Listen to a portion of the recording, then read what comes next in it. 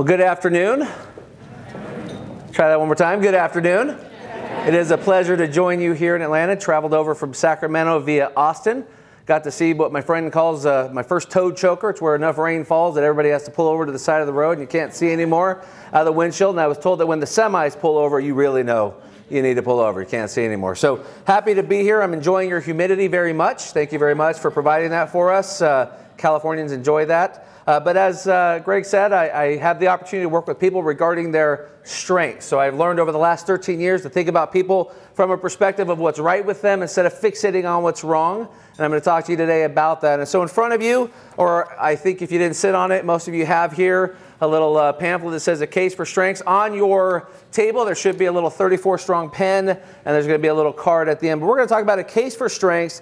Does this stuff actually work? So when we think about StrengthsFinder, it's lumped into this place of soft skills. It's a place where we can really affect culture and change. But for some, it's interesting or difficult to think about how this might apply or how it works. And so to give you a little context of where I'm coming from, so I hope you all don't mind, they gave me a dance floor, so I actually need to occupy this as I talk today.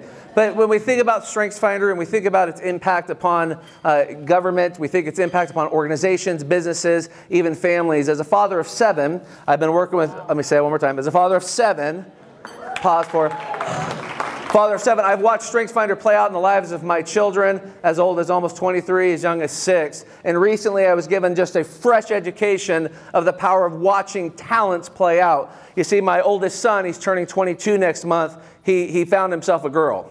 And he found her online, because these days that's where apparently the kids go to find girls, is they go online. And he was doing eHarmony and Christian Mingle, and he had this list of, I have these certain qualifications of a girl I'm looking for. And he's like, Dad, I found her. That's great, son, you found her. Yeah, she lives in Pittsburgh, Pennsylvania. I was like, that's great, son. So how's that going to work? Well, we do this FaceTime thing. We talk all the time. We talk every day. Are you actually going to touch each other one day? Is that going to happen? Are you going to be able to move this beyond? He's, oh yeah, she's going to come out a couple months from now. I'm going to get to meet her. I'm going to get to figure out if the sparks fly. So sure enough, she came out to California, and they had all of 2 days to get to know each other. And at the end of that, he's like, Dad, I'm going to marry her. Wow. All right. See, my son has a strength called adaptability, which is all about being in a moment. He goes with the flow. If he's present there, he's all right there, right then. But little did I know that Christine also has adaptability in her top 5. So I have Mr. and Mrs. Adaptability starting this courting relationship. So son says, I want to invite her out to family vacation in August. He says, well, that's great. He said, I'm thinking about marrying her while she's here. I said, maybe not.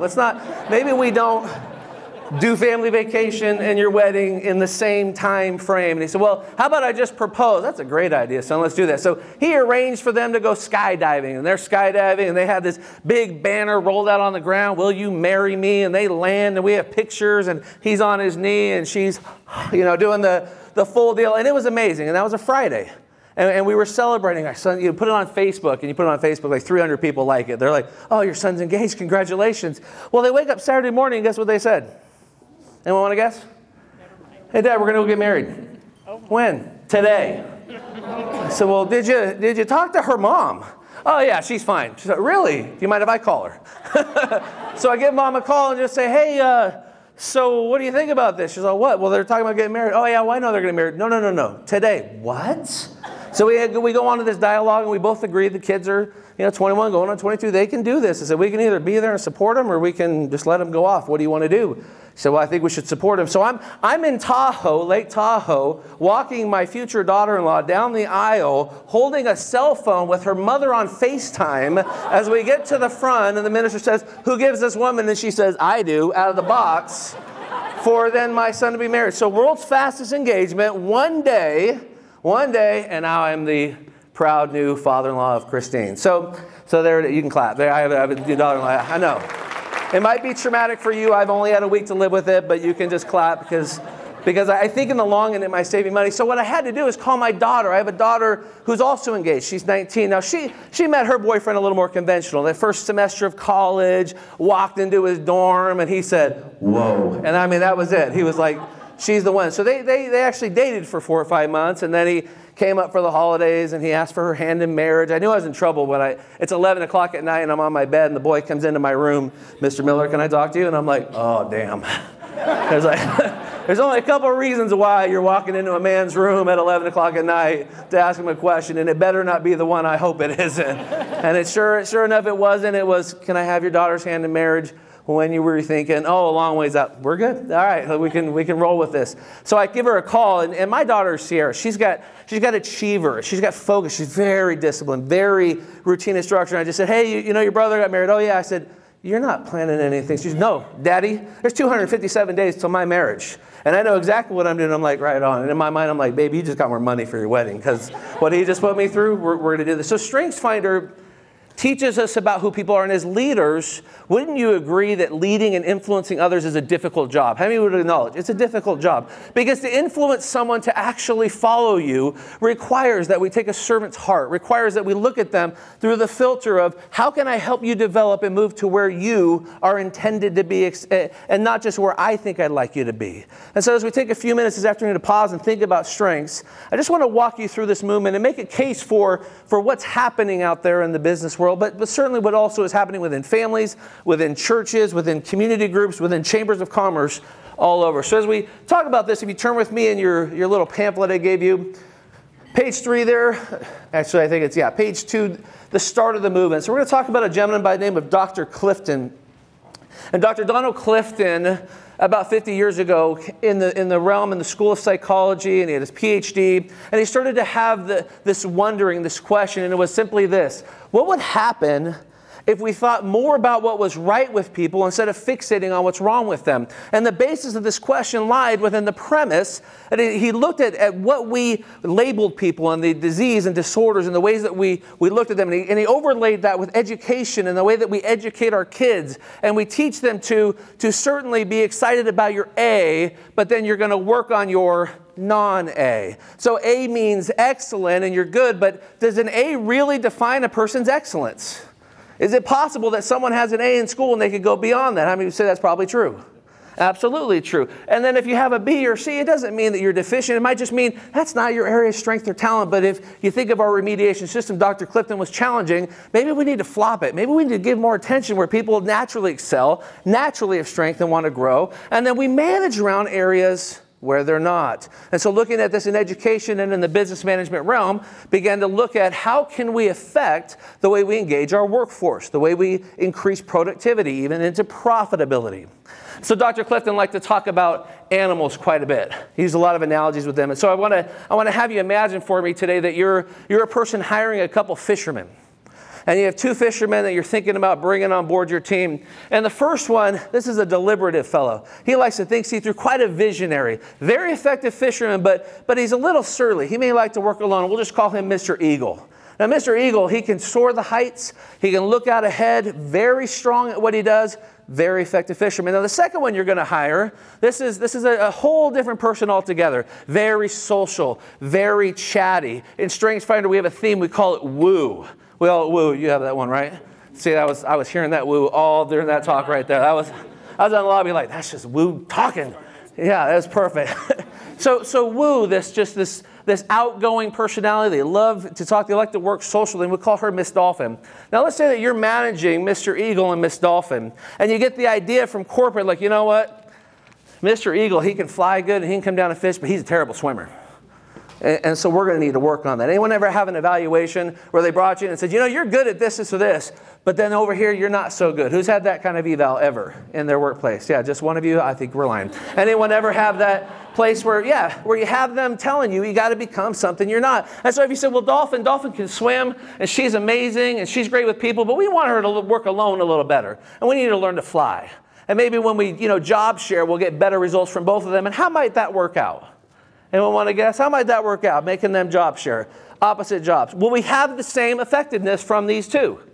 So 2 different fishermen approaching fish in 2 different ways, both highly effective. So let's think about this in this room. How many of you today identify a little more with Eagle? I kind of like to work alone. You're an analytical mind. You like to look out ahead. You're deliberative. Raise your hand. Who kind of identifies with that? Yeah, just 4 of you? That's okay. No, maybe a few more? Okay, good. How about Dolphin? A little more social, like the team atmosphere. Who's in there? Yeah, I'll give you another test. Here's another way to think about it. It's called the elevator test. How many of you, when you get onto an elevator and you step in there, you think this is the moment to meet everyone in the elevator? I now have a captive audience. You are all here for me to learn who you are. Who's that? How many? Raise your hand. Now look around, just so you know, they're going to do it to you. Look around. It's important. Okay, now put your hands down. Now how many of you, when you get on an elevator, think elevators are for riding, not talking? How many of you are like that? Elevators are for riding, not talking. Right, because all that we're learning are that we each have different talents. We have a different way that we approach things. It's not wrong. It's not different. It's just the way we are. It's different, not bad. So when we think about our tale of two fishermen, Gallup, through Dr. Clifton's work with their organization, began to go on a talent search. And their talent search was that they were looking for what is talent? What is this spontaneous recurring pattern of thinking, feeling, or behaving? And so they literally wanted to do a search to find out where this genetic coding lied within people. And could we harness it? Could we name it? Could we measure it to give people an accurate result? So talent, when developed, is the basis for high performance. So StrengthsFinder, which is simply an online assessment that teaches us how we can measure our talent, gives us 177 theme pairs. Now, who's taking StrengthsFinder? Who's taking it in the room? Okay. So they give you 177 theme pairs, and essentially what they're doing is measuring your spontaneous response to stimulus. So they give you pairs, and they give you a stimulus, and they want to see how you respond to it. And so they very rudely change the page every 20 seconds. Who's ever taken StrengthsFinder? If you've taken it and missed one or two, raise your hand. Yep. And so when you take it, you get your top 5 of 34 results. And these are your most intense, what we call talent themes. It gives you the basis for how you're probably going to think, feel, or behave, and how we can leverage those to get the best response. So one way to think about that is that if in this room right now, a way that we could simulate a stimulus to see how you would respond, if right now all of a sudden the sprinklers in this room went on, how many of you would think you'd probably respond to that if they all went on? So what kind of responses do you think we'd have if the sprinklers went on right now? I'm not going to do it to you, but like if it happened right now, that'd be a lunch to talk about, though, wouldn't it? The speaker snapped his hand and we all got wet. But what kind of responses? Give me some. Yep. So we got someone that's going to cover their heads. Okay. Running out. We're running out, covering makeup and hair because we spent a long time on that. What else? We're going to look. Someone's going to say, "Where's the shut-off valve? How do we fix that?" Someone call. Who's going to be protecting their electronic devices? You know, phones, cameras, everything's going to play. But this is the one I always love. How many of you are going to come up here and dance in the rain? You're just going to say, "That's it. I'm wet. Who cares?" Because in every room, yeah, there you are. Every time someone's like, "Let's just, if it's raining, let's just have it. Let's just do this." So when you think about talent, talent is innate. It's a part of who each of us are. And what Dr. Clifton simply landed on was how can we measure it, how can we name it, and how can we apply it. So looking in your package with me, go ahead and turn with me to the next page because I wanted to talk to you about a couple key business outcomes. In the United States right now, we have a challenge in the workplace, and it's a little issue that we deal with called engagement. And when you think about engagement, I want to ask you, what do you think an engaged employee looks like? Nice and loud. Pardon me? Paying attention. Active. Yeah.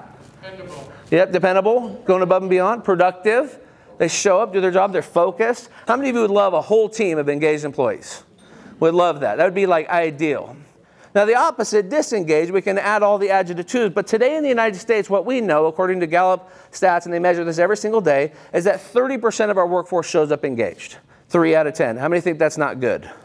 That's a problem. Now, I'll tell you that that's above the world average. The world average is 13% employee engagement. And to give you context, the U.S. is 30%, Germany is 15%. So we actually double up on some other countries, but 30% is not good enough. Not when you say, that means 70% of our workforce shows up disengaged, or what we call actively disengaged. So disengaged, I'm just not all in. Actively disengaged, I'm actually working to sabotage you. I'm working against you. This is a problem. I think that's a problem. And if you can think of an actively disengaged person right now, that's a problem. That's a challenge to any successful organization. But when we think about engagement, engagement connects to well-being. And I want you to think about your own well-being for a moment. How would you describe this connection between those? What's well-being like? Happiness? Satisfaction? Pardon? Well-balanced, yep. Yeah, peace, well-balanced. I hear joy, contentment. So if you thought about your work life, does your work life affect your home life? Yeah, how many of you had a bad day at work and you walked in and everybody in your family knew he's had a bad day? Steer clear. Ask mom for things. Don't ask dad. It's not the time to do that, of course, because engagement affects well-being. But if we thought about the whole equation, well-being goes right back and affects engagement. So what we're learning in the workplace, and this is what Gallup's mission has been, the flag planted in StrengthsFinders, that we can affect employee engagement by giving people strengths feedback, focusing them on the eagle being the eagle and the dolphin being the dolphin, and letting them soar or letting them swim the way that they were intended to. Let them perform at their best. It doesn't mean we ignore their weakness or ignore their challenges. What we're looking for is how to take excellence and even build on it further.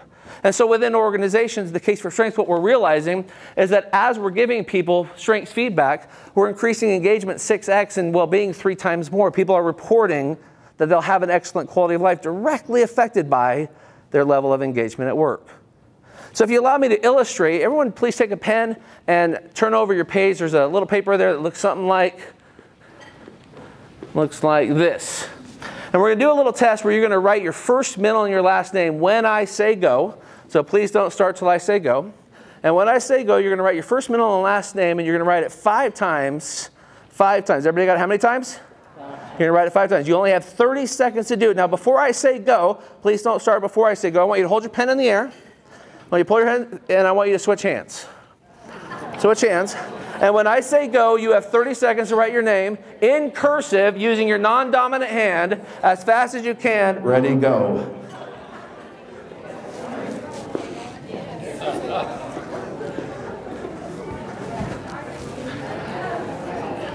While you're talking, your time is wasted. Your time is wasted. Got 10 seconds. 5, 4, 3, 2, 1. Pens down. All right.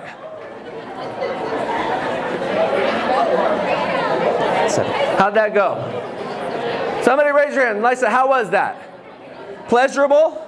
No, some people enjoyed that. How many of you found like, that was not pleasurable at all? And if we said today, guess what? New job assignment. Every day you write with your less dominant hand and your best curve. Would you improve? You would. But what would be in the back of your mind while you're writing with your less dominant hand in cursive?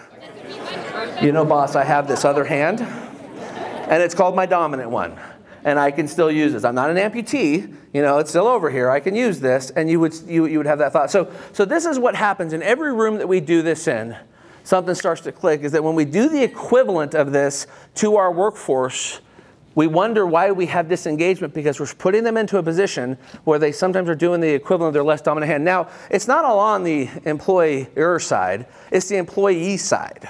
We have a fundamental flaw in our selection process. Some of you might know this. Selecting good people is difficult. Selecting them for talent is even more difficult. Because when we select, we have this challenge. I have a need for a person. You have a need for a job. So what happens in this interview? We're trying to find a match. And what might I say to you to make it a match? Anything you want to hear. You want to know I can do it? The answer is absolutely. You want to know I can do it more? Right? I asked an executive research firm, executive search firm. They have done 250,000 interviews, and they once asked the question, how many times do you think people lie in the interview process? By percentage, how many times do you think they're lying? Anyone have a guess? Sometimes? A little bit? 50, 60, 70? I was shocked by his answer, 120%. He said because they learn to lie more than once. And so talent acquisition is a very difficult part of the job, and it affects engagement, because if we're sticking people to do the work that's the equivalent of writing with their less dominant hand, we ought not be surprised when we experience disengagement. So for the sake of the other 5 lines on your page, 30 seconds, dominant hand, just write your name 5 times. On your mark and set, go.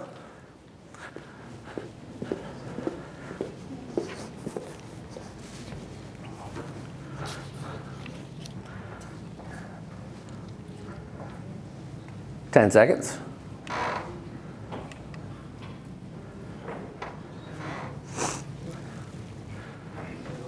Time. Did anyone notice a distinct difference in the volume of the room?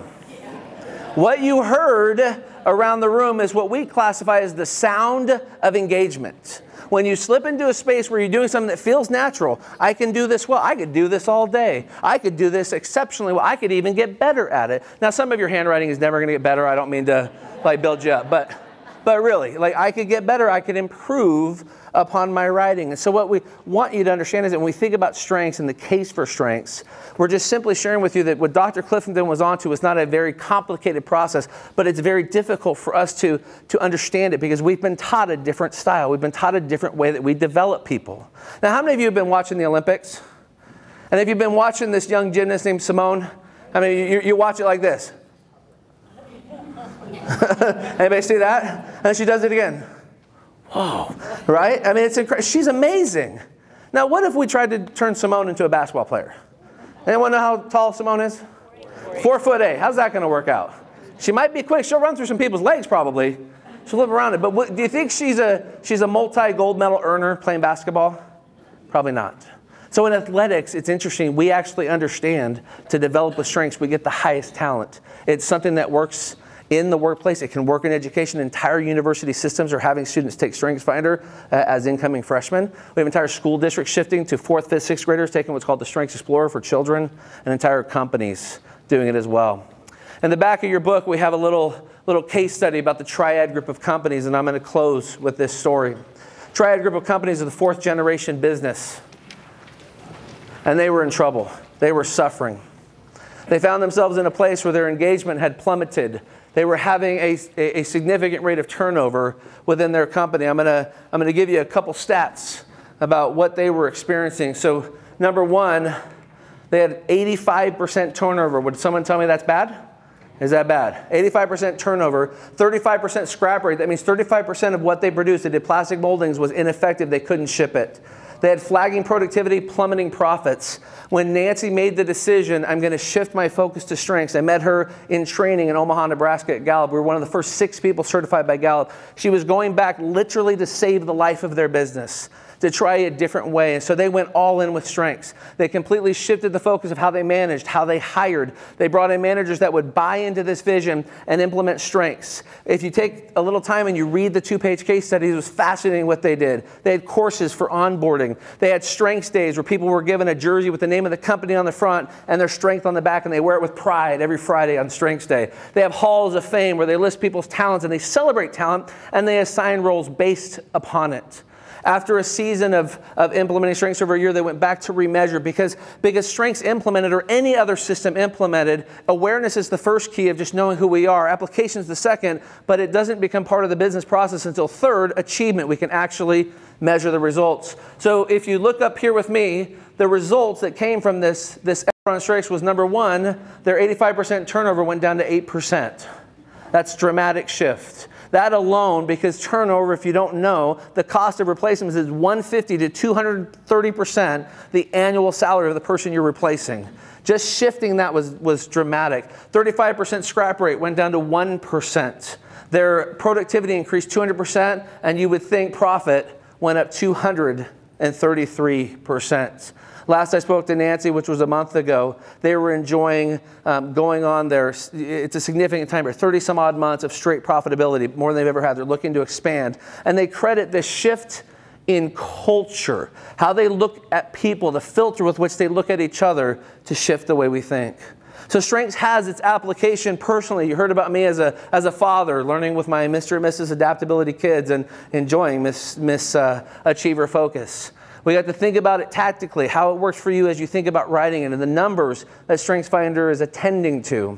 And then lastly, thinking about a case study, a case for strengths, how this might work, how it could be implemented, and that case study is for you there to enjoy. So the last point we'd like to make is just, okay, so this stuff might be worth a look. What's next? And on your page there on page 5, we provide you a few ways that you could look into StrengthsFinder. Number one, if you haven't taken it, it's the best 30 minutes you'll invest in. It costs $15. And you can invest in taking the StrengthsFinder assessment. 30 minutes, we recommend uninterrupted time. You'll get your top 5 results. I promise you, after doing this for 13 years and seeing thousands of results, it's one of the most accurate assessments out there. It's literally like you'll think someone followed you around. It's so incredibly accurate in how it reads talent. Secondly, there you can sign up for one of our StrengthsFinder workshops. We do have one tomorrow. I think we might have room. And then there's also a blog. 34 Strong does a lot of writing and learning. And then you can look into a session with one of our consultants. On your page there, you have a little card, and we'd welcome you to grab that right now. And on that card, it gives you the option today to write down if there's some interest. Maybe you want a little more information about taking it. maybe you'd like to know about a coaching session personally or something for a team. Obviously, we do a lot of team training all over the country, and I have consultants international, and a way to think about this talent. But as we've made the case today for strengths, what I wanted to share in the closing is that though Mr. and Mrs. Adaptability surprised us, and though I am a bit reeling from my new daughter-in-law, we were happy to welcome her. And based on those strengths, what I know about them is that it's going to carry them. They have other talents, highly responsible. And my son's going to fulfill his vows, and I'm excited for their future. And knowing that, because I know who he is and what his talents are, can make all the difference. So with that, thank you very much for your time this afternoon.